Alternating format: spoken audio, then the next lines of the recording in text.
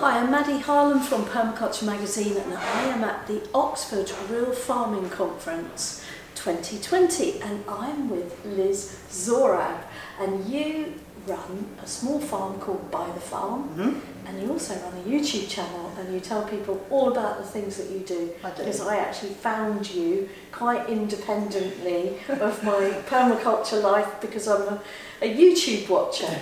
So tell me a little bit about your farm, what it is, how big it is, and livestock, what you grow, stuff like that. It's tiny. We have a tiny small holding that's 8/10 of an acre, and we moved there 4 years ago, and it was pretty much an empty field with half a dozen really old fruit trees in it, and I had become unwell. I wasn't going to be going back to my previous job, so said, well, how about I grow enough food to support our family so I don't have to go back to work, which meant all of our overheads reduced, we didn't need to run 2 cars anymore, and my partner could then just work off-site part-time. So I've spent the last 4 years developing a food forest, a vegetable garden, been learning all about poultry, so I've been learning to raise and care for chickens, ducks and poultry and integrate those into the whole system. And I've just been building that up and building that up. Got to the point where about 85% of what we eat actually comes from our plots. And is it that all year round? And that's all year round. Right. So that's our meat in terms of poultry, eggs, and all of our fruit and vegetables. And until very recently, I hadn't been to a supermarket for about 2.5 years. But I had an urge for a pineapple, so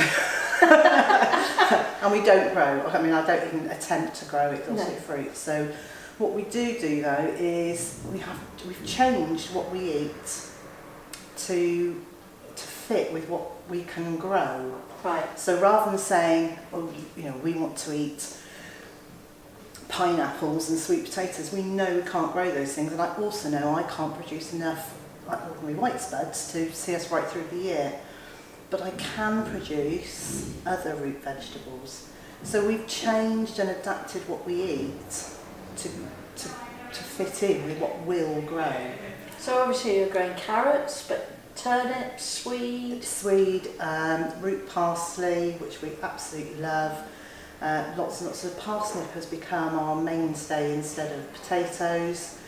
And then lots and lots of beans, which I then freeze and preserve.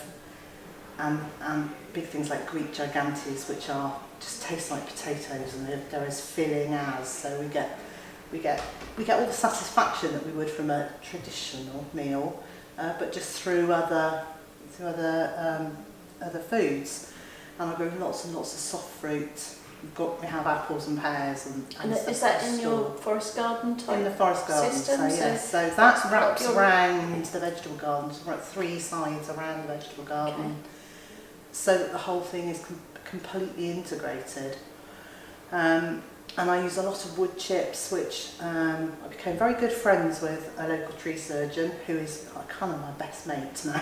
And he brings wood chip, and he will always tell me exactly what sort of trees it is that he's bringing, so I know whether I'm putting that straight into beds, whether I've got to leave it to rot down for a long time. Okay, so tell me a little bit about that. What do you mulch direct with? What type of woods? So if it's a fruit wood, so if it's an apple or cherry, I will put that straight onto the beds and then sort of make a furrow in it and put compost in it and sow into the compost. So I don't actually grow directly into any wood chips. So it's like a weed suppressant? It's like a weed suppressant, but the soil at our place was depleted, is an understatement. When we first moved in, I walked around with a spade, and in the first 3 weeks I broke 2 spades trying to just dig a hole into the ground. Yeah.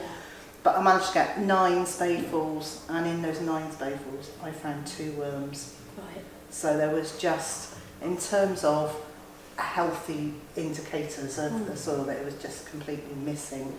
So I made raised beds, and I've been trying to build soil to be able to grow in those.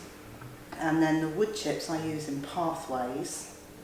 So something like lowlandii, which needs to sit for 2 or 3 years before I can get it onto the beds, I put on the paths, and then when it's rotted down, I scoop it up and put it into the raised beds. And that's a really satisfying process, because it's just like, well, it's the end of that cycle, it's the beginning of a new purpose, and I can put a whole load of new wood chips down in the pathways. And then, so you've got your outdoor veg, and presumably, I know that you grow brassicas, because I've seen your brassica cage coming down last week, and all sorts of other leafy greens. So I grow loads of brassicas, and I grow all of those under netting in tunnels. Right. And then last year I experimented with just making a big old wooden frame out of recycled wood and covering that with netting. And this year I just decided I would try some other things there and do something different. So then lots of leafy greens like chards and then salads. And last year we put in a polytunnel, which has extended the growing season. It's allowed me to start growing things earlier, and also things that I didn't think we'd ever be able to grow. So last year I grew melons for the first time. Homegrown melon was like a revelation. It's heavenly, it was isn't it? absolutely ambrosial. amazing. Yes, that's exactly the word. Yeah, what a treat. So we grow homegrown peaches under glass. Wow. And so much that some years we've made schnapps. You know, just fabulous. So it's been a really good process in terms of experimenting and learning, but it's an ongoing.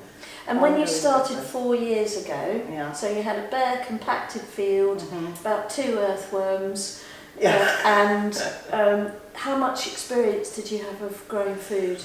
Quite a lot. So I've been growing for about 35 years before that. A round of applause for it. Well done. Well done, Liz. So I've been growing about 35 years before, or maybe a little bit longer before that. Not in the same way though. It had been not as intensively, and not as with as much focus and as purpose. I've always had a veg garden and grown a few veg, but not that this is my job and I'm the caretaker of this space. And do you get lonely? No, I don't get absolutely not.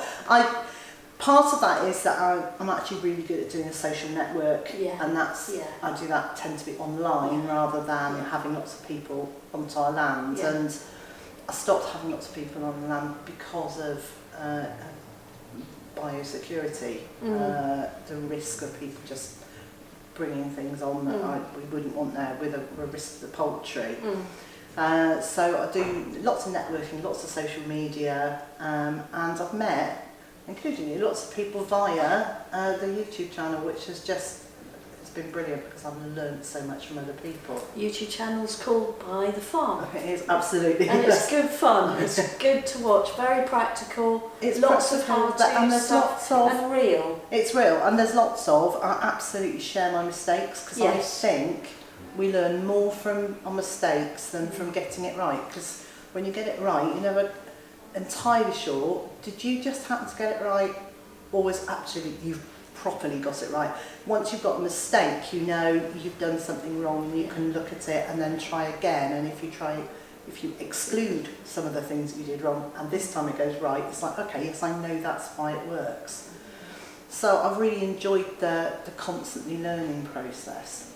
So you've got perennials in your food forest, you've got no-dig, raised bed systems, you're running poultry systems as well, and you're integrating all of them. How long did it take you, having given up your employment and your income, to really feel that you were generating enough produce to feed your family? End of the second year. Right. So I think it took me a year to get half of the raised beds in. With a bare field? With a bare field. Yeah. And to get the trees in and get all the hedging in all around the perimeter, and to get the poultry set up, kind of vaguely, right? 2 years. And then in the second year, it absolutely started producing enough food to feed us through the year. Right. 2 years to feed yourself and not go back to the wage slave job. Yeah. Fantastic. Thanks so much for sharing your story with us. You're welcome. Brilliant.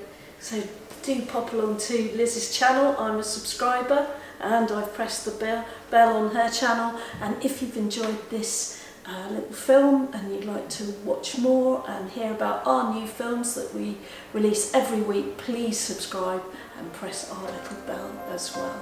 Thanks for watching.